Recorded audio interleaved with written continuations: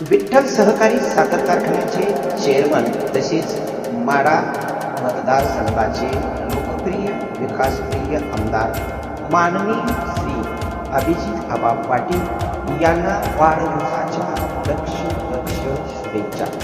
शुभेच्छुक Rashtrawadi Congress party, Sharadchandraji Pawar पक्ष.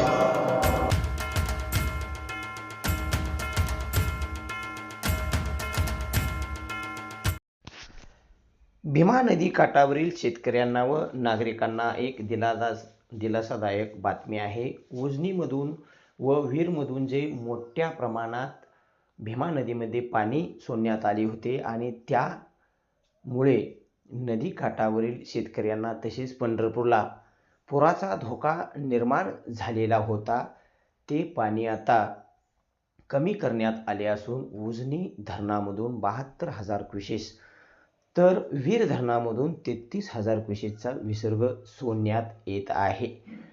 सध्या भीमा नदीमध्ये मोठ्या प्रमाणात पाणी आले असून या पाण्याने सुद्धा भीमा नदी काठावरील पूरसदृश परिस्थिती निर्माण झाली आहे आणि शेतकऱ्यांच्या शेतामध्ये पाणी गेले आहे. त्यामुळे शेतकऱ्यांच्या शेती पिकाचे लाखो रुपयांचे नुकसान झाले आहे.